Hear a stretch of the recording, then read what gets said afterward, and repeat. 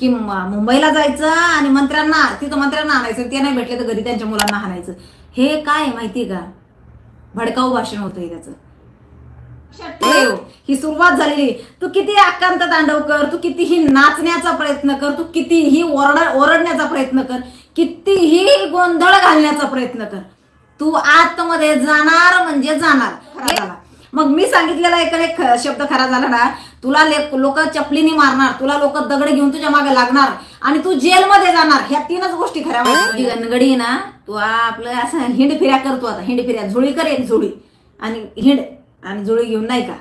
त्यामुळे विशेष नाही, आज पळाला धसाने 100% त्याला इंजेक्शन दिलेले, त्याच्यामुळे रात्रीच पळाला. हा, एक लक्षात ठेवा, धसांच्या विरोधात ना श्रीरसागर बोलला ना बजरंग बाप्पा बोलला, लक्षात ठेवा. ते बी मराठ्याच शेवटी. तसं हा जरांग्या डुक्कर आहे, याला विष्ठाच खायची. मग यांना काय वाटलं, शरद पवाराला असेल, राजेश टोपेला वाटलं, राजेश टोपे असेल, धस असेल, धस अजूनही म्हणतो आमचं गु खाणारा कुठं दैवत करतो, म्हणजे गटर आहे. उघडला की घुस त्याच्या तोंडात मध्ये, आणि त्याला तुम्ही दैवत करता. धस साहेब, तो तुम्हाला तमाशातली मावशी म्हणतो, तो तुम्हाला काय काय, आणि काय संबंध.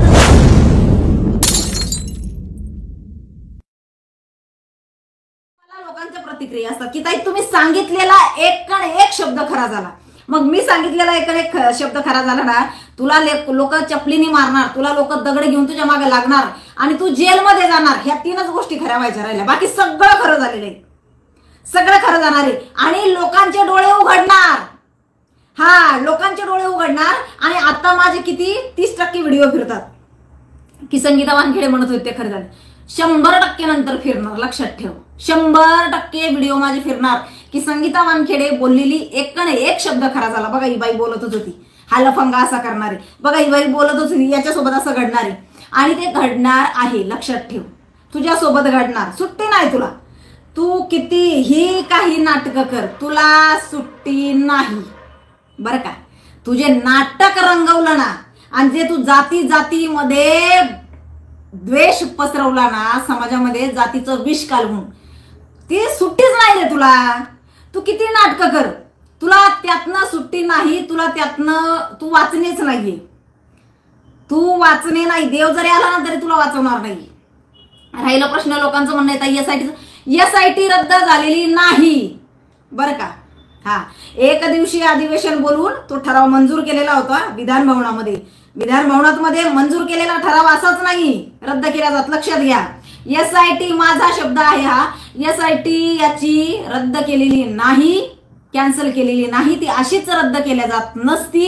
याची चौकशी होणार, 1001% याची चौकशी होणार, याची चौकशी लागणार, हे लक्षात ठेवा. आणि ज्या वेळेला याची चौकशी लागेल ना, तुमच्या लोकांचे महाराष्ट्राचे डोळे गरा गरा गरा गरा नाही ना फिरली तर माझं नाव बदलून ठेवा. अरे काय झालंय, आपण काय म्हणत होतो हे काय आलंय पुढं.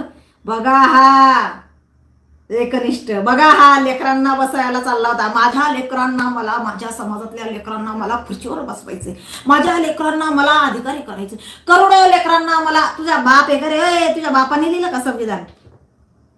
त्या बापाने लिहिलंय, तुझ्या बापाने नाही लिहिलं संविधान, आणि तू पण नाही लिहिलं.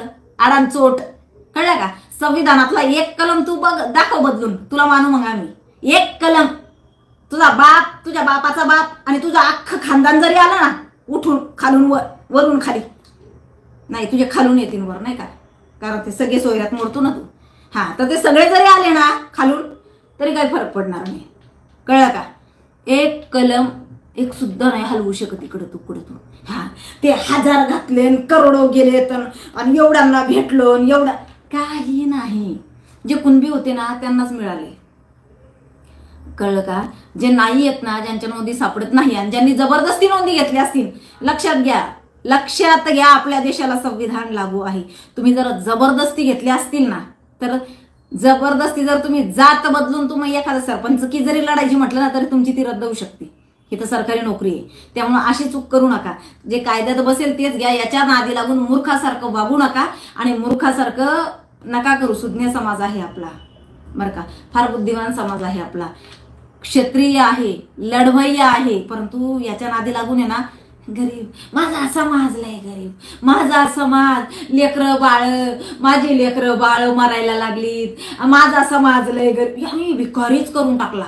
अरे क्षत्रिय आहोत आम्ही, याने पार त्या वाटच लावून टाकली मराठा समाजाची. अरे अरे अरे अरे, इतकी वाट लागली की बाहेरच्या राज्यातले लोक पण म्हणतात मराठा बहुत गरीब आहे. अरे नाही रे फकण्या, मराठा गरीब नाही, मराठा राज्यकर्ता आहे. या महाराष्ट्राचं नाव त्या मराठ्यांमुळे आहे, कळलं ना. या महाराष्ट्राचं नाव मराठ्यांमुळे आहे. हा संत महात्म्यांचा महाराष्ट्र आहे. हे गरीब नाही रे, गरीब नाही आमचा महाराष्ट्र. हा, या महाराष्ट्रातल्याच मातीत तो शिवछत्रपती जन्माला आला होता. आणि तो शिवछत्रपती जन्माला आल्यानंतर माझ्या राजाने अख्ख्या जगावर हिंदुत्वाचा झेंडा रोवला होता. हिंदुत्वाची व्याख्या काय आहे ना, ते माझ्या राजाने अखंड जगाला सांगितली काय आहे ते. हिंदुत्व काय आहे ते माझ्या शिवछत्रपतींनी सांगितले. आज कुठेही गेला तर कुठल्याही देशात गेला ना की तुम्ही हिंदुस्थानात मध्ये काय कशाला जास्त तुम्ही ओळखता, काय ओळखता हिंदुस्थानातलं, शिवछत्रपतींचं नाव येतं. हा, कुठल्याही देशामध्ये जा. त्यामुळं तू किती काही केलं ना तरी मराठा बदनामही होत नसतो. ठीक आहे, काय थोडंफार आता झालंय, काय बोलतात ना, ते गेले त्यावेळेला ओघात मध्ये, पण आता नाही.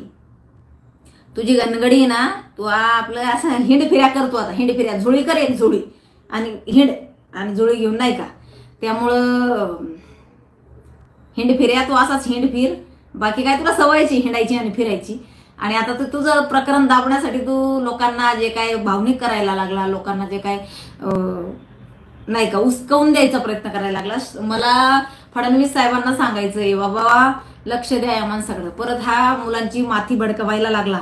हा याच्या अंतरावालीच्या याचं उपोषण सोडताना सुद्धा हा काय बोललेला आहे की मुंबईला जायचं आणि तिथं मंत्र्यांना आणायचं, ते नाही भेटले तर घरी त्यांच्या मुलांना हाणायचं. हे काय माहितीये का, भडकाऊ भाषण होतंय त्याचं.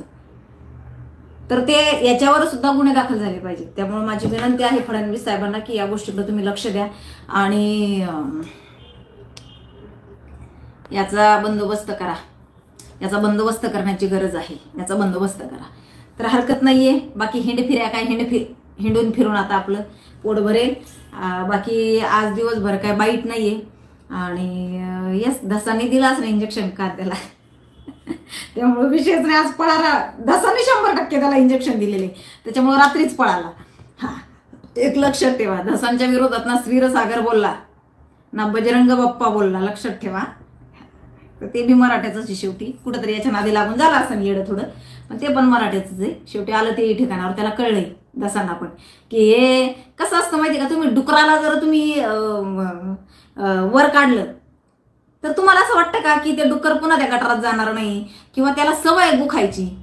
डुकराला तुम्ही किती अन्न द्या खायला, गावठी डुक्कर बरं का, गावठी डुकराला किती अन्न, ते पळण कुठं, ते अन्न खायला नाही, ते गुआकडेच पळण, कारण त्याला ती विष्ठा खायची सवय आहे आणि ती विष्ठाच त्याचं अन्न आहे. तसं हा जरांग्या डुक्कर आहे, याला विष्ठाच खायची. मग यांना काय वाटलं, शरद पवाराला असेल, राजेश टोपेला वाटलं, राजेश टोपे असेल, धस असेल, धस अजूनही म्हणतो आमचं गु खाणारा कुठं दैवत करतो तू, विष्ठा खाणार आहे तू, त्याला दैवत करतो का. जो कुणाला म्हणतो गु खा, कुणाला म्हणतो काय हगराचे, कुणाला म्हणतो मूत्राचे, अशा माणसाला तुम्ही दैवत करता. अशा माणसाला गलिच्छ नीच गटर, त्याचं तोंड म्हणजे गटर आहे, उघडलं की घुस त्याच्या तोंडात मध्ये, आणि त्याला तुम्ही दैवत करता. धस साहेब, तो तुम्हाला तमाशातली मावशी म्हणतो, तो तुम्हाला काय काय, आणि काय संबंध, जशाच तसं वागा, संबंध नाही. काय काय दिलंय त्यांनी समाजाला की तुम्ही त्याला दैवत मानायला लागले.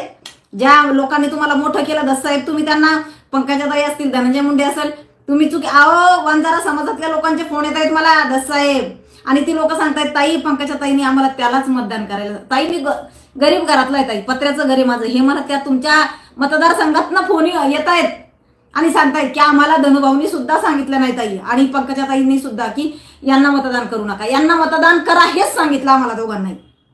त्यामुळे धस साहेब तुम्ही तिथं चुकलात, तुम्ही चुकलात.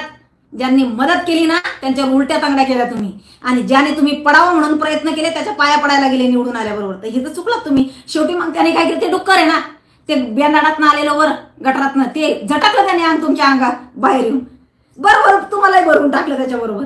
तर हे विचार करायचा असतो, तुम्ही काय आहात, तुम्ही काय आहात यापेक्षा जास्त तुम्ही कुणासोबत चालताय ना याच्यावरून तुमची ओळख ठरत असतील. लक्षात ठेवा धस साहेब, लक्षात ठेवा. तुम्ही तुमची ओळख आहे ना या डुकरासोबत मिरवून आहे ना कमी केली आहे. हा डुक्कर आहे, कळलं ना. त्यामुळे आपण काय आहोत हे पण लोक बघत नाही, पण तुम्ही कुणासोबत चाललात ना ह्यावर फार लक्ष असते. अरे कुणाच्या सोबत आहे, अरे बघा बऱ्याच वेळा असं म्हटलं जातो, अहो तो अमक्या अमक्या सोबत असतो, साधा नाही तो, त्याचा गुरु कोण आहे किंवा तो कोण, त्याचा मित्र कोण आहे, असं बोललं जात असतं. ही आपल्या जुन्या लोकांची म्हण आहे की आपण काय आहोत ह्यापेक्षा जास्त आपण कोणासोबत चालतोय याच्यावरून आपली ओळख ठरत असते. लक्षात घ्या, उद्धव ठाकरेला महत्वच होतं जोपर्यंत ते भाजप सोबत होते. भाजपपासून बाजूला झालेत, काय झाली ओळख, कुठे गेलाय भाजप, शिवसेना संपलीये शिवसेना.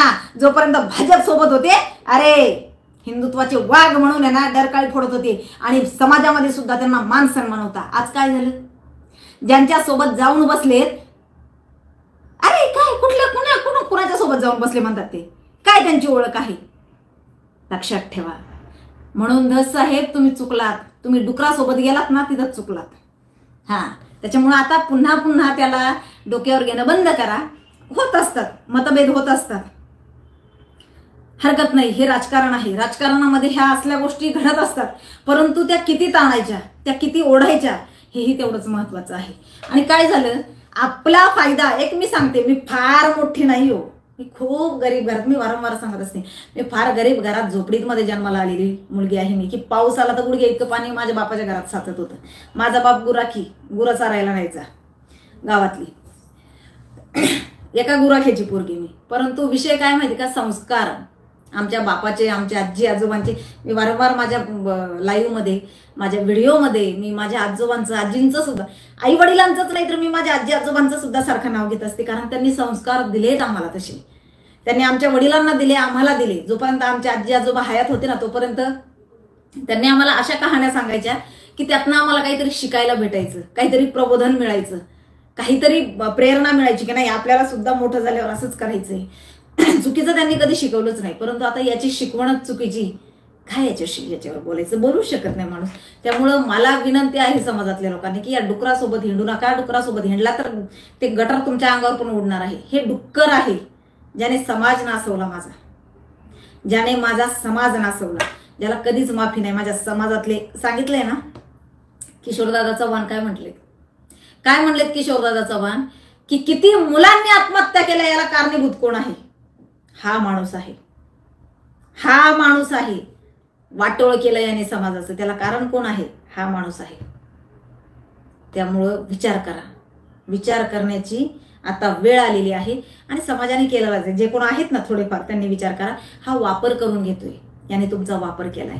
लेकर बाळ, गरीब समाज, माझे 13 पत्र, 13 पत्राच्या खाली त्याने 1300 कोटीची संपत्ती जास्त जमा केली. तुम्ही वाचा 13 पत्र 28 हायवाचा हिशोब करा काय ते. आणखी एक मला सांगायचंय, खरं तर त्याच्यावर मला स्पेशल व्हिडिओ बनवायचा, तरी मी तुम्हाला सांगेल की याच्या नाही, मला ती सांगायची पण नाही सांगितली माहिती, मी नाही सांगत ते जागे होईल, मग नको ते नाही सांगत. चला ते सांगे ते नको, मी ना अशी आवरल्या जात नाही बघा. मला कळले ना माहिती की मला असं, आणि मग तो हुशार होतो. पण जाऊ दे, हरकत नाहीये, होणार आहे ते. सरकारला मात्र त्याची माहिती दिलेली आहे आम्ही, तर हरकत नाही. चला मस्त खा, स्वस्त राहा, जगा आणि जगू द्या. उद्या पुन्हा नवीन विषय घेऊ तुमच्या समोर येणार असतो. परत तुमची संगीता.